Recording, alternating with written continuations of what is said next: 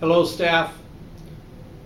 Today I'm going to do the staff meeting via Who Knew It, formerly as Atomic Learning.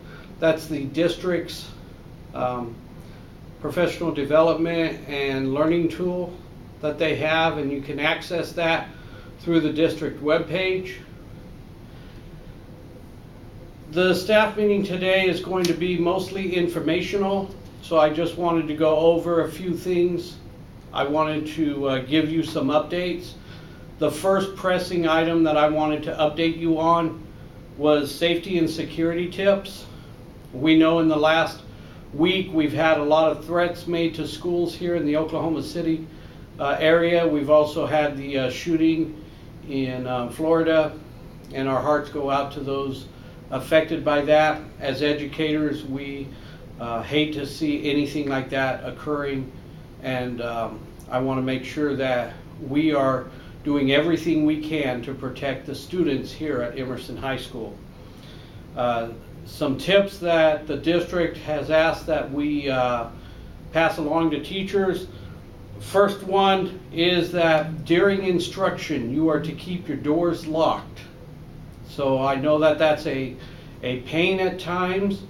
I know that that means that when students leave your classroom, they're going to have to come back and somebody's going to have to let them in.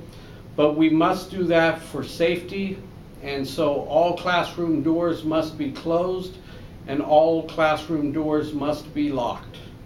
Anybody who needs to get into your classroom has a key and can get in, so we will be starting to have you keep your doors closed and have them locked. Reviewing our site safety plan, we have set up a meeting with the school site safety committee, and we are going to start going over some of the changes that we are wanting to make on the safety plans. There's been a couple changes that I've asked for immediately. The first change is having Pat stationed back in the cafeteria area so that he can keep an eye down that one hallway for the back door where we come in from the health clinic side or the back parking lot. Also down that hallway, and also the cafeteria entrance. And Big Larry is still going to be up here by the scanning area. So these are a couple changes that I've already asked for. I also am asking all teachers with closets in their room to make sure that they have space on the floors cleared out for students. And what I mean by that is I do not want anything blocking from one side of the closet to the other, that whole floor space. You have stuff stored on the walls, but I want the floor space kept clear for those, God forbid, any type of incident where we have to go on a lockdown, and I want the students not in sight. I want students put in that closet. You will be in that closet with them, and we will be keeping the students safe that way. Keep them away from being viewed. Your door will be locked. It's not going to be 100% fall-proof as far as preventing a shooter from entering your room, but if your door is locked and they don't see anybody in there, they may be less likely to try to enter your room and shoot it up. The current system, if they wanted to, they could shoot out the window of your door and then just indiscriminately shoot inside the classroom if they weren't taking the time to just open the door. So make sure that you're making those changes. Drills, Mr. DeFriend and the safety committee, we will be talking about additional drills that we may want to do in addition to the tornado drill coming up in regards to school safety. Right now, I'm requiring everybody that comes into the building to go through the scanner as far as students.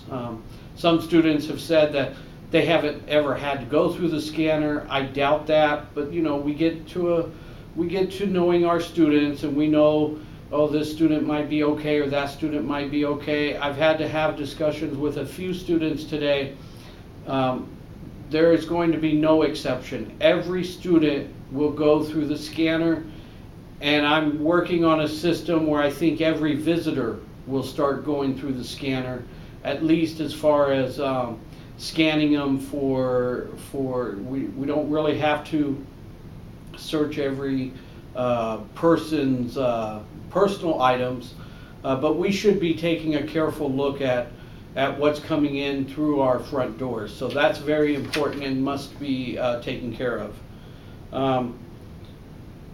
In addition to that, if anybody feels they need training, they need to contact Mr. DeFriend or myself, and we will make sure that you get any training that you might want. Coming up on the calendar, switching gears a little bit, there is really nothing between now and the end of the semester that teachers need to worry about.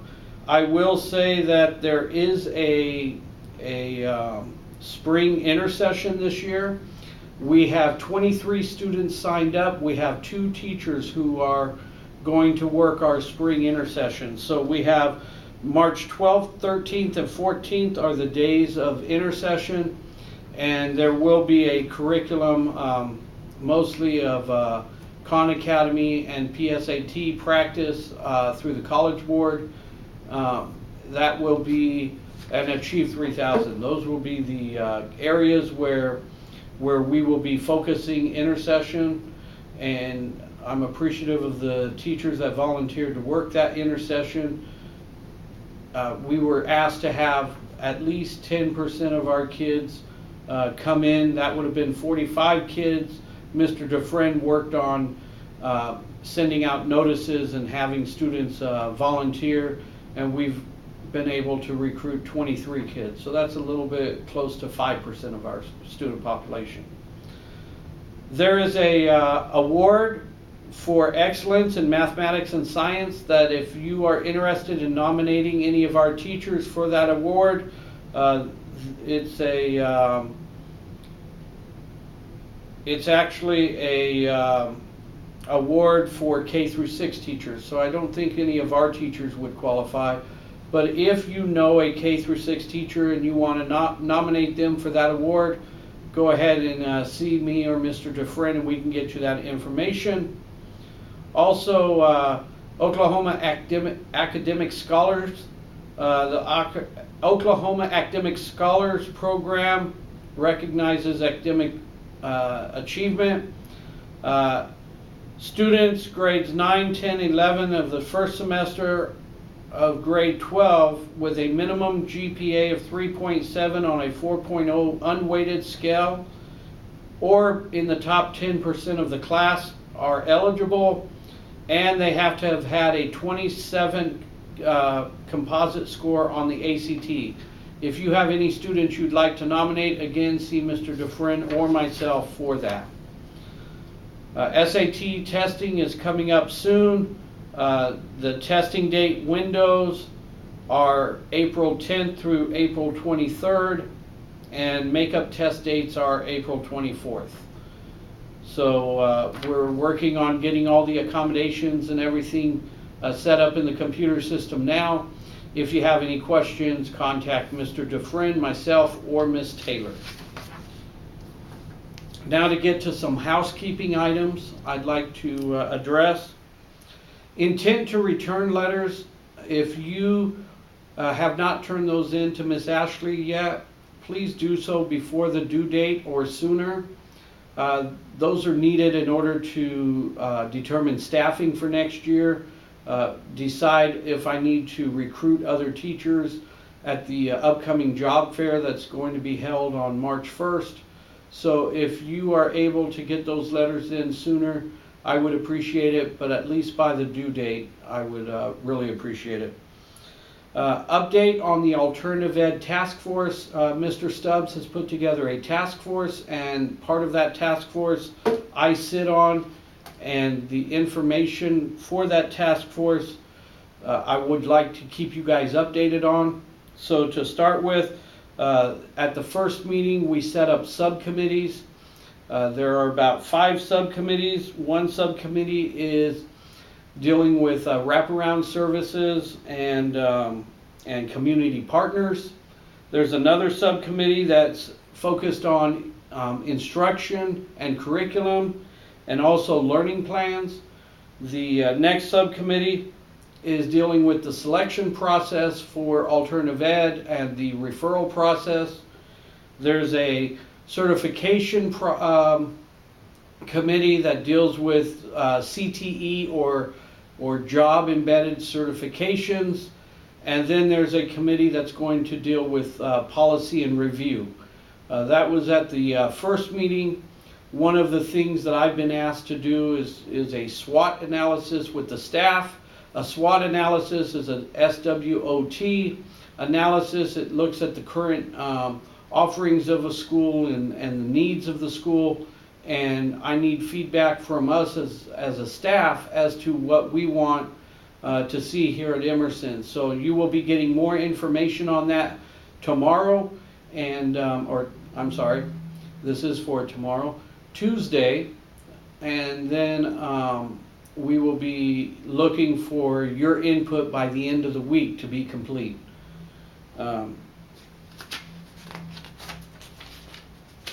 Next, teachers, please do not leave your classrooms when there are students in your room. I know that we've been a little bit lackadaisical when it comes to maybe you forgot a copy or you need an extra copy of something and you just run down the hallway and go get a copy. Or I've seen instances where teachers have come up here to talk to Larry about other issues that are occurring throughout the school. We cannot have you out of your classroom by board policy during your assigned class period. This is a OKCPS board policy issue. It's also an issue in the professional standards of conduct for teachers, and we must enforce that. So please, if you are scheduled to have students, which all of us are during the day, and your students show up, even if it's just one, you must remain in your classroom and you must be teaching. To go along with that, please do not send multiple students out on a hall pass.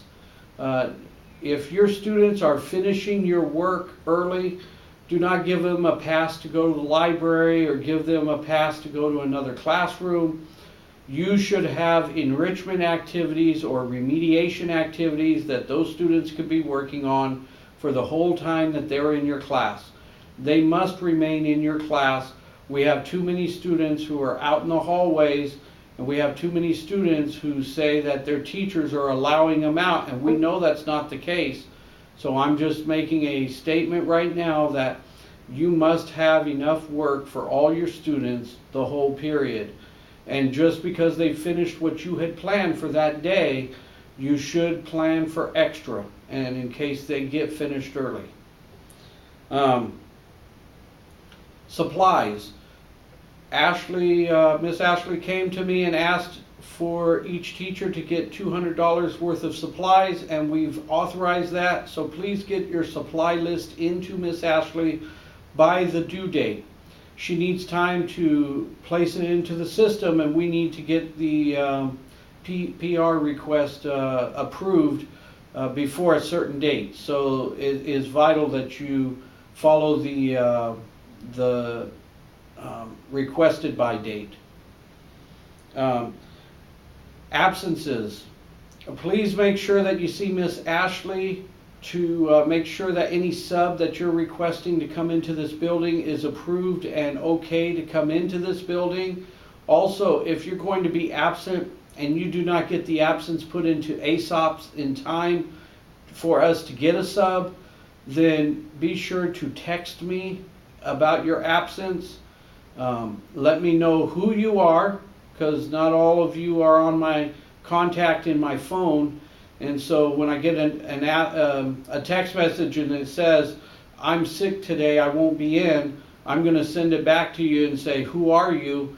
Not because of any other reason than I don't know who you are, and I need to know who we're going to cover. So make sure that you get the absence put into ASOP, and please if you are not able to cover your absence with a sub, let us know as early as possible so we can do that and send in your lesson plans if you don't have an emergency lesson plan already in the system.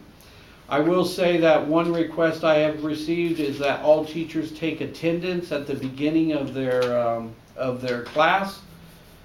This is important because when we are looking for students and you have not taken attendance at the beginning of your class, we have to interrupt your class to find out if that student's there, or we are walking up to your class only to find that the student in the computer says they're there because that's the default and they really are not there.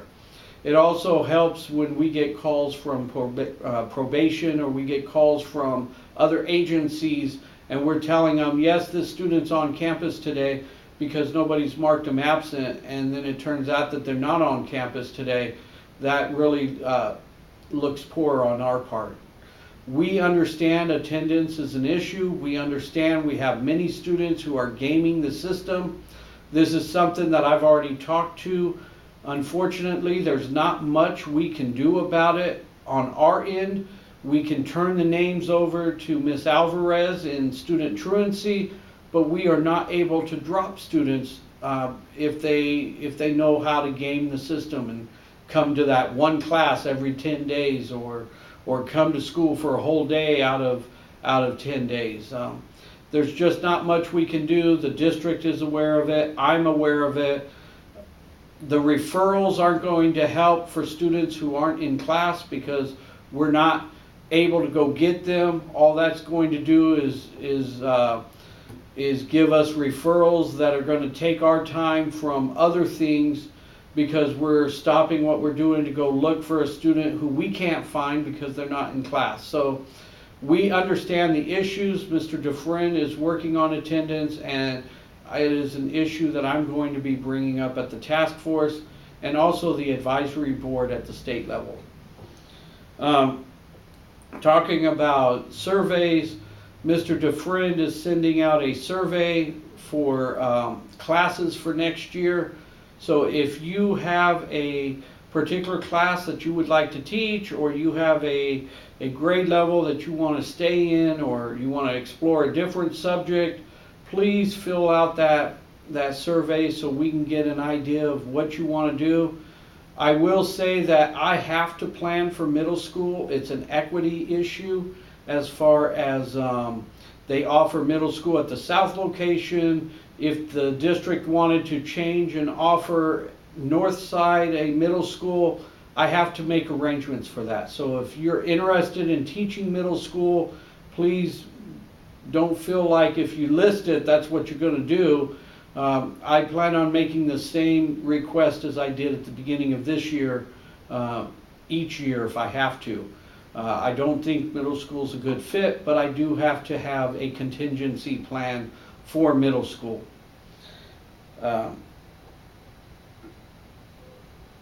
As far as that goes, lesson plans, if you are submitting your lesson plans but having trouble getting them into the folders that Mr. DeFriend has set up for you to deposit your lesson plans on, please see him so that he can give you a tutoring session on how to submit your lesson plans into the Google folder. Also, make sure that you're inputting 2 grades a week into the system. That's OKCPS policy. I would prefer that those grades be meaningful grades and not just compliant grades. So make sure that the grades are giving you information on actual learning and not just participation grades. But participation grades are not really informative when it comes to learning, and we want to make sure that our students are moving forward and learning. Other than that, that is it for this week as far as information.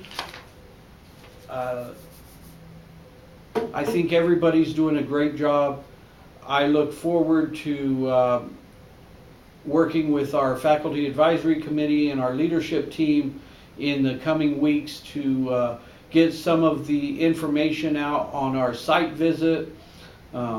Our site visit went very well. We were scored highly effective, although at the very low end of highly effective. There are areas of growth that I will go into with our leadership team and our faculty advisory committee when the time's appropriate, and that will come back to staff. But we are doing well as far as site visit. As far as accreditation, we were able to be accredited with no deficiencies this year, and that's a very good honor to have. That is a feat that some schools can't say. I know there are a few of the high schools that had at least one or two deficiencies, but we were able to be, all three sites actually, Emerson, Emerson South, and EES, all were accredited with no deficiencies. So I applaud all of you for the hard work you do and everything that we do together to make this place work. Thank you for all your service, and have a good day.